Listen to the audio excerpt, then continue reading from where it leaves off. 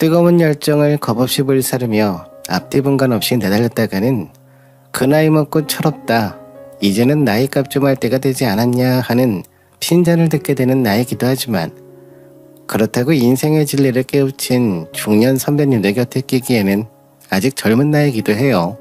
더욱이 30대 중반이라는 나이는 예전 같으면 다들 가정 꾸려서 아이를 낳아 한창 키우고 있을 시절이지만, 요즘 제 또래들을 보면 꼭 그렇지도 않아요. 왜 결혼 적령기가 인생 선배님들 시절보다 10년은 훌쩍 높아졌다고들 하잖아요. 예전 같으면 20대 때 많이들 결혼을 하지만 요즘은 30대 넘어서 결혼하는 것이 대부분의 추세거든요. 저희 또래들의 인생 선배님들 시절보다 결혼식을 늦게 올리는 이유는 참 여러 가지가 있겠지만, 저는 이렇게 생각해요. 각자의 인생 속도가 전에 없이 중요해졌기 때문이라고 말이죠. 그런 점에서 보았을 때 저 또한 결혼 준비가 인생 선배님들의 시절에 비해서 꽤나 많이 늦은 편이었어요. 제 나이가 막 36이 되던 봄날까지만 해도 전 결혼 생각이 크게 없었어요. 그런 저를 두고 친정 부모님께서는 걱정이 이만저만 아니었죠. 아빠 친구 영식이네, 막내딸 알지? 그 애가 다음 달에 결혼식 올린다고 청첩장 보내왔더라. 신랑 신부 둘 다 결혼하기 딱 좋은 나이야. 둘 다 한창 건강하고 예쁠 20대 중반이거든. 우리 아버지 그래서 하루 종일 울적하게 보내셨구나? 걱정 마세요. 나도 결혼을 안 할 생각까진 아니에요. 그냥 지금은 제 삶이 먼저일 뿐이라고요. 직장에서 인정받고 사회적으로도 자리 잡고 그렇게 내 삶의 보금자리부터 튼튼하게 잘 다져놓은 다음에 그때 좋은 사람 나타나면 나도 어련히 알아서 시집 갈 거거든요. 회사에서 부장씩이나 달았으면 충분히 자리 잡고 인정받은 거 아니니? 영식이네 식구들 보렴. 이번에 막내딸까지 시집가면 3남매가 다들 일찍 결혼해서 명절마다 집이 복잡복잡해. 그 집 큰 손주는 벌써 내년이면 초등학교에 들어간다더라. 얼마나 보기가 좋아. 뭐야, 아버지 벌써부터 손주 욕심 내시는 건가? 내가 하루라도 빨리 갓난쟁이 떡하니 낳아서 품에 안겨드렸으면 좋겠어요. 솔직하게 말하자면 하루라도 빨리 손주를 품에 안아보고 싶다는 생각도 있기는 해. 아버지 나이가 이제는 젊은 나이가 아니잖니. 잔병치레도 부쩍 많아졌고. 그치만 굳이 그런 이유 때문에 걱정하는 건 아니야. 오히려 진짜 걱정은 우리 딸 걱정이지. 맞아요. 전 결혼 생각이 아주 없었던 것이 아니라 다만 열심히 성실하게 살아가다 보니까 결혼이 우선순위에서 잠깐 밀려나 있을 뿐이었어요. 그래서 친정 부모님께서는 저의 늦은 결혼을 많이 걱정을 하시면서도 억지로 결혼에 서두르라는 등의 압력은 절대로 넣지 않으셨어요. 오히려 부모님께서는 각자의 삶의 속도가 중요한 세상이 되었다는 제 삶의 철학을 존중해주며 제가 사윗감을 데려오는 날을 차분하게 기다려주셨죠. 그랬던 제가 저에게 남자친구가 생겼다는 소식을 전하던 날, 친정 부모님께서는 제가 보았던 모습 중 가장 행복한 미소를 지으셨죠. 우리 딸한테 애인이 생겼다고? 그래, 어떤 사람이니? 결혼까지 생각하는 사이인 거야? 그럼요. 당연히 결혼까지 생각한 사이니까 이렇게 말씀을 드리는 거죠. 좋은 사람이에요. 착하고 성실하고 무엇보다 저를 너무나도 사랑해줘요. 맞다. 아빠도 아는 사람이에요. 우리 회사 저랑 같은 부서 근무하는 직장 동료 최철민 씨거든요. 저희 그동안 몰래 조심조심 사내 연애했어요. 어디 보자. 최철민이? 아, 신입사원 면접 때 수석으로 입사했던 그 친구? 아버지도 잘 알지. 그럼 그 친구 성격도 둥글둥글 싹싹하고 예절 바르면서 일솜씨도 제법 좋아서 평소에 눈여겨보고 있었거든. 그 친구가 사윗감이라면야 아버지는 대찬송이다. 그러자 친정어머니께서 감동의 눈물을 손수건으로 찍어 닦으시며 말씀하셨어요. 네 아버지가 좋은 사람이라고 말한다면 엄마도 대환영이야. 네 아버지만큼 사람 잘 보는 사람이 또 없지 않니? 좋은 사람이 나타나줘서 얼마나 다행인지 몰라. 진심으로 많이 많이 축하하고 빠른 시일 내에 예비사위 집으로 한번 데리고 와라. 엄마가 한상 가득 차려서 대접할게. 이처럼 예비신랑이 제 친정에서 대환영을 받았던 것에 반해 예비시댁 쪽의 반응은 영 뜨뜻미지근했습니다.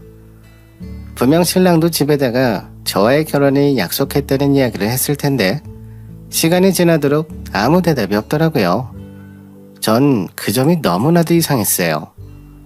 결혼을 약속하기 전, 그니까 연애를 하던 당시에 신랑이 시부모님께 저와 찍은 사진을 보여드렸던 적이 있었는데요. 그때는 무척 좋은 반응이 있었다고 했거든요. 자기야, 사실 나 있잖아. 어제 아빠한테 우리가 같이 찍은 사진 보여드렸다. 자기를 너무 자랑하고 싶은데 사내 연애라서 다른 사람한텐 자랑할 수가 없잖아. 그래서 생각해보니까 자랑할 사람이 아빠밖에 없더라고. 에휴, 벌써부터 그러고 다니다가 나중에 팔불출 소리 듣는 거 아닌지 모르겠다. 뭐 그만큼 날 사랑한다는 거니까 나야 좋지만 아무튼 그래서 아버님께선 내 사진 보고 뭐라고 말씀하셨어?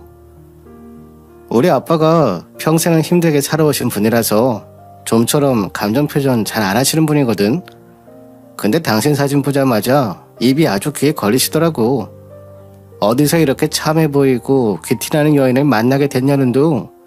한눈에 보기에도 좋은 사람 같으니까 절대 놓치지 말고 꼭 붙잡으라는 둥 해가면서 말이야. 그렇게 말씀하셨던 시댁이었는데 결혼에 약속했다는 이야기를 듣고서도 영 뜨뜻미지근하니 돌변에서는 아무 대답도 없으시니까 저로서는 이상하게 생각하지 않을래야 그럴 수가 없었던 거죠. 이에 고민하던 저는 작지만 정성스러운 선물을 하나 마련해서 예비신랑과 함께 시댁을 직접 찾아갔습니다. 당시 시댁에서는 예비 시아버지 한 분만 계셨는데요.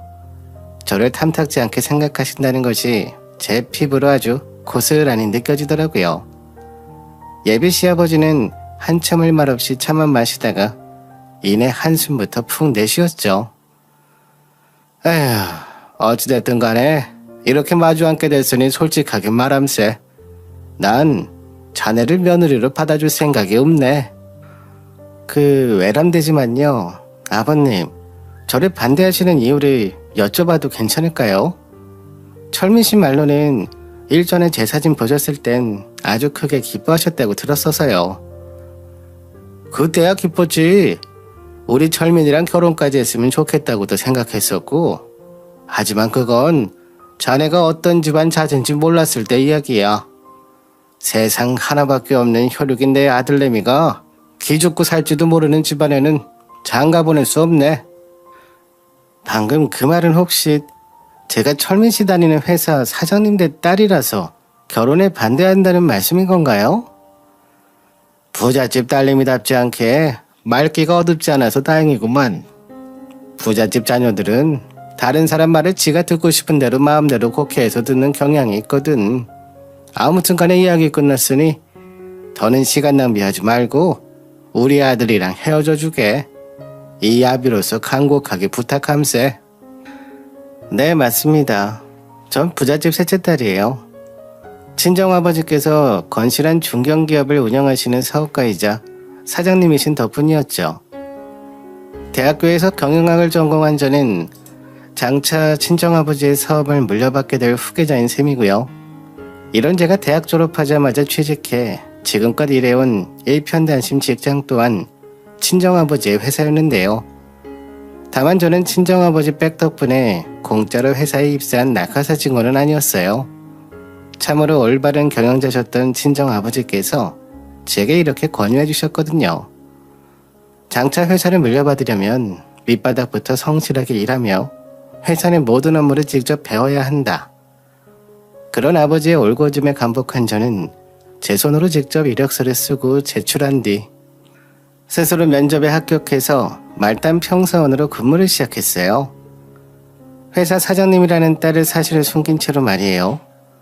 당연히 회사 직원 아무도 제가 사장님 딸이라는 사실은 몰랐고 저와 사내 연애를 몰래 이어가던 당시의 예비신랑 또한 마찬가지였어요. 제가 예비신랑에게 모든 사실을 고백한 건 그에게서 프로포즈를 받은 다음의 일이었으니까요. 반면에 예비신랑은 부잣집도 가난한 집도 아닌 평범한 집안의 아들이었기에 저희는 양가의 경제적 격차를 이미 뛰어넘어 진정한 사랑을 나누는 사이였던 거죠. 하지만 이런 제 집안 내력이 결혼 반대의 이유가 되리라고는 정말 꿈에도 상상 못한 일이었는데요. 예비 시아버님께서도 결혼을 반대하는 나름의 이유가 있더라고요. 죄송하지만 아버님, 아드님과 헤어져 달라는 말씀만큼은 쉽게 들어드릴 수가 없습니다. 사람 마음이라는 게 두부처럼 딱 잘라내지고 그런 게 아니잖아요. 더욱이 저와 철민씨 사이가 안 좋은 것도 아니고요. 오히려 저희는 양가의 경제적 격차를 뛰어넘을 만큼 사랑해요. 정말 진심으로요. 철민이를 사랑하는 내 마음을 왜 생각 못하나? 내가 우리 철민이를 어떻게 키웠는 줄 알아? 우리 아들 태어나고 얼마 지나지 않아서부터 아내가 세상을 떠나는 바람에 나 혼자 평생을 애지중지 키워온 외동아들이 우리 철민이야.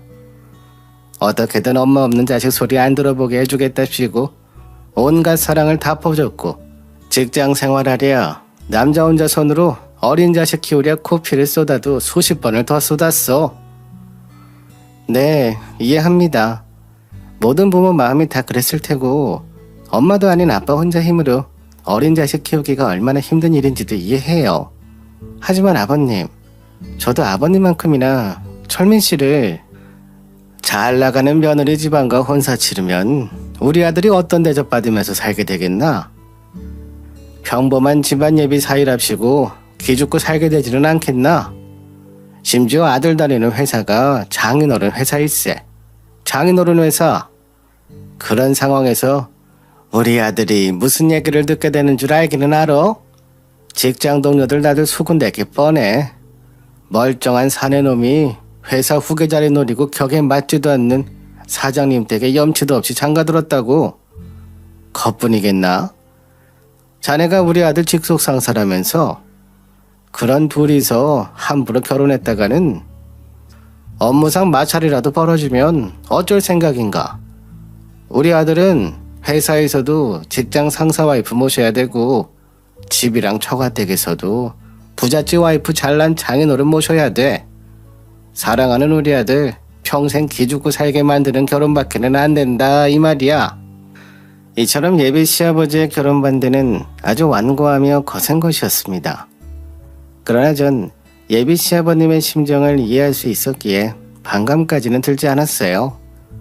일찍이 남자 홀몸으로 직장 생활과 육아를 병행하며 키워낸 아들이 얼마나 급이야 오기야 소중하겠어요.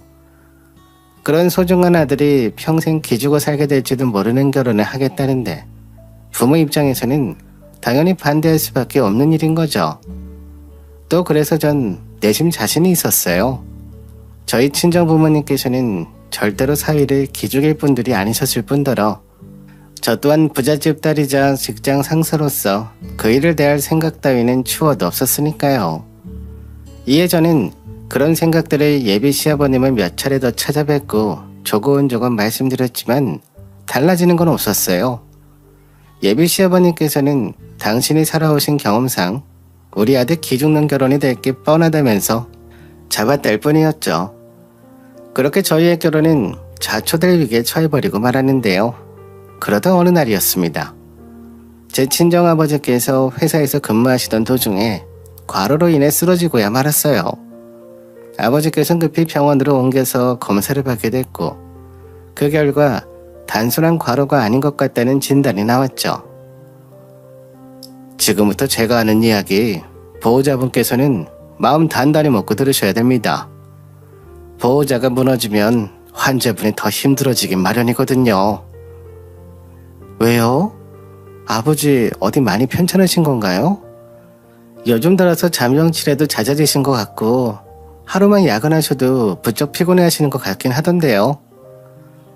CT 촬영 결과 환자분의 뇌에서 종양이 발견됐습니다. 아직 초기라서 크기가 많이 크지는 않은데요. 만약 악성 종양으로 진단이 된다면 상황은 심각해질 수도 있고요. 지금으로서는 악성 뇌종양의 확률이 큽니다. 일단 지금으로선 확실한 것까지는 아니니까 정밀 진단 받아보신 다음에 그때 다시 이야기하시죠. 순간 정말이지 하늘이 무너져 내리는 끔찍한 신정을 느꼈어요. 친정 아버지께서 악성 뇌종양, 그러니까 뇌에 암세포가 자라고 있을 확률이 높다는 진단을 받아버렸으니까요. 당시 오죽 절망적이었던 건지 저도 모르는 사이에 이런 생각까지 하고 있더라고요. 암에 걸리실 거면 차라리 치료도 쉽고 생존율도 높은 위암에 걸리시지. 왜 하필 암 중에서도 가장 지독하고 치료도 어렵다는 뇌종양에 걸리셨을까? 그도 그럴 만한 것이 뇌종양은 다른 암보다 훨씬 절망적인 암이거든요. 치료 가능성과 생존율이 낮은 것은 낮은 것이지만 치료 후 생존하신다 한들 뇌를 절제하는 수술을 해야만 하기에 치매 등 각종 장애가 뒤따르기 십상이니까요. 하지만 전 흔들리지 않기로 다짐했습니다. 아주 멀쩡히 살아계시는 아버지를 두고 절망부터 하는 건 자식으로서의 도리가 아니었으니까요. 무엇보다 정밀진단 결과 오진이거나 양성조경일 가능성 또한 배제할 수는 없었으니까요. 그래서 전 그 신락 같은 희망 하나에 의지한 채로 꿋꿋한 날들을 보내고 있었는데요. 며칠 뒤 소식을 들은 예비 시아버지께서 절 불러내시더라고요. 소식 들었다. 아버님 건강 상태가 악성 뇌종양의 확률이 높은 상황이라지. 상심이 아주 크겠구나. 나도 아내를 아무리 잃어봐서 어떤 심정인지 잘 알아. 말씀만이라도 크게 위로가 되네요. 아버님, 근데 오늘은 어쩐 일로 저를 보자고 하신 건가요? 혹시 또 결혼 반대 하시는 거면 지금은 결혼 문제가 아니어도 저 많이 힘들어서요. 무슨 기왕지사 일이 이렇게 된 김에 결혼을 서둘러야 할 것 같다는 말을 하려고 부른 게야. 아버지 살아계실 때 결혼하는 모습이라도 보여드려야 효도가 아니겠어? 나중에 아버님 편하게 아무 걱정 없이 눈 감으실 수 있도록 결혼을 서둘러 해치워버리자꾸나. 그때 예비 시아버님께서는 마침내 저희의 결혼을 허락해 주셨어요. 하지만 예비 시아버님의 말을 듣는 내내 저희 머릿속에서는 불길한 물음표가 자꾸만 떠올랐죠. 아직 정확한 진단도 나오지 않은 상태에서 제 아버지를 곧 죽을 사람 취급하는 예비 시아버지의 말이 솔직히 기분이 나빴고요. 또한 결혼을 서둘러서 하자는 말씀이 너무너무 불길했어요. 빨리 결혼해서 친정 아버지에게 효도하라는 뜻으로는 절대 들리지 않았거든요. 무슨 다른 속뜻이 있어 보였어요. 그런 제 불안감은 오래지 않아 현실로 나타났습니다. 예비 시아버지가 결혼도 전부터 저희 집 재산에 관심을 보이기 시작했거든요. 이런 식이었죠. 형제관계가 정확히 어떻게 된다든, 결혼한 형제가 있다면 배우자 성격은 어떤 사람들이고 혹시 탐욕스럽다거나 그렇지는 않니? 저는 위로 오빠랑 아래로 남동생이 하나씩 있어요. 오빠는 대학생 때 미국 유학 갔다가 거기 놀러 앉아서 직장 생활하고 있고요. 남동생은 사관학교 졸업해서 직업군인으로 복무하고 있고요. 둘 다 미혼이긴 한데 갑자기 그게 왜 궁금하신 건가요? 다른 건 아니고 예비 사돈어른 건강 때문에 자꾸만 걱정스러워서. 뇌종양이면 금방 정신이 혼탁해지실 텐데 그 전에 회사 후계 구도랑 재산 상속 관계랑 미리 다 정리해두어야 형제들 사이에 큰 분란 없이 잘 넘어갈 수 있지 않니? 아무튼 형제들 상황이랑 미혼이라는 말에 마음이 좀 놓이는구나. 미국 사는 오빠랑 직업군인인 동생이 회사 경영권을 노릴 일은 없으니까 유산 한 푼이라도 더 받아오라고 바가지 긁을 아내들도 없어서 좋고, 물론 그렇다고 해서 너무 안심하면 안 돼. 살다 보니까 돈이라는 게 사람을 하루아침에 뒤바꿔 놓더라. 또 다른 날에는 이런 말을 하더라고요. 내 친구 중에 사업을 크게 하는 녀석이 하나 있거든. 그놈도 우리 예비사돈처럼 암에 걸려 죽을 지경에 놓였는데 그 친구 하는 말이 억울해서 죽지도 못하겠다더구나. 늑대 같은 놈들이 우르르 달려들어서 자기 회사를 지 멋대로 나누어 먹었다면서 이래서 미리미리 준비해야 된다는 말이 있는 거야. 네, 아버님. 하지만 전 벌써부터 걱정하지는 않으려고요. 제 아버지께서 사람을 워낙 잘 보셔서 늑대 같은 사람이랑은 가까이 하지 않으셨고요. 친정 형제들도 돈 욕심이 없어요. 형제들이 다 돈 욕심이 없으면 앞으로 회사는 누가 물려받게 되는 거니? 전문 경영인한테 맡길 예정인가? 아니면 우리 새아가가 물려받을 예정인가? 아마도 제가 물려받게 될 것 같아요. 애초에 그러려고 경영학 전공한 것도 거기서 했고요. 밑바닥 말단 사원으로 근무를 시작한 것도 회사를 물려받으려면 밑바닥부터 업무 배우면서 쌓은 경험이 중요하기 때문이기도 했으니까요. 그렇다고 너무 안심은 하지 마로. 사람 일 어떻게 될지 모르는 거니까는. 그래서 말인데 내 생각엔 예비 사돈께서 미리 유언장 같은 거 하나 작성해서 공증받아 놓으시면 어떨까 하는데 말이다. 예비 사돈께 말씀 한번 잘 드려봐. 그렇게 예비 시아버지는 매번 말로는 저와 저희 집안 그리고 제 예비 신랑의 앞날을 걱정하는 것처럼 행동했어요. 하지만 전 자꾸만 꺼림직하고 기분이 나쁘더라고요. 오라빠 죽을 사람으로 점 찍어 놓고서는 벌써부터 유산에 눈독 들이는 사람처럼 보였으니까요. 이에 제가 한참 미심쩍어 하고 있는데 예비 시아버지가 하다 제 친정 부모님한테까지 찾아오셨더군요. 그날 이미 저를 통해서 예비 시아버지의 이상 행동을 전해들었던 친정아버지는 애써 사람 좋은 미소로 예비 시아버지를 맞이했습니다. 딸아이한테 제 건강 걱정 많이 하고 계신다고 들었습니다. 사돈 신경 써주셔서 감사합니다만 아직 정밀진단 결과도 안 나왔고 확진받은 것도 아니니까 크게 심려치 않으셔도 좋습니다. 그럼요. 다만 저는 사람 일 어떻게 될지 몰라서 그런 게 신경 쓸 뿐인 거죠. 사돈이랑 저희가 살아온 세상이 그리 만만한 것인 게 아니었지 않습니까? 당연한 말씀을요. 저희 회사는 작은 사무실에 시작해서 지금 같은 중견기업으로 키워오기까지 사람으로 인한 산전수전 참 많이 겪었죠. 하지만 지금은 모든 것이 안정되어 있고 자녀들도 심성이 고운 녀석들이니 아무 걱정 없습니다. 저는. 그렇게 너무 맘 놓고 계시지 말고 저랑 같이 변호사 사무실 가셔서 유서 미리 쓰고 공증 받아주면 어떻겠습니까?